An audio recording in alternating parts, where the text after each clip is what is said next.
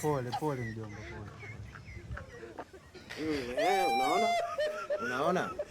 Sasa sikiliza. Pale kashaanza kukoa. Hii inaonekana ni kwa sababu sasa anafariki, ameshakufa. Tumpeleke Mochwali. Maana kuna Mwanza, kuna Muhimbili, kuna Temeke. Tumpeleke hospitali gani? Kwa sababu Amana hospitali yake ukiweka soda haigandi, na huyu anatakiwa akae pale agande. Sisi ndugu wengi sana wako huko mipakani Biharamulo, mpaka waje mazishi ni siku 30.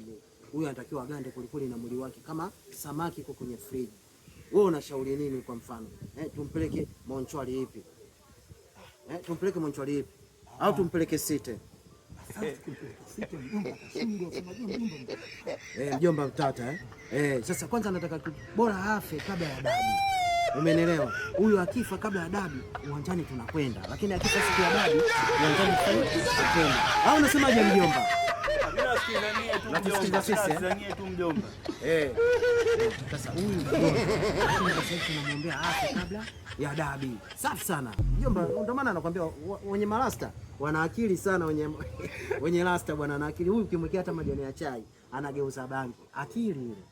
Mjomba naye unatakiwa wewe uwe na akili. Maji ya msikitini yale ya kutawazia unaweza ukanywa vile vile. Safi sana.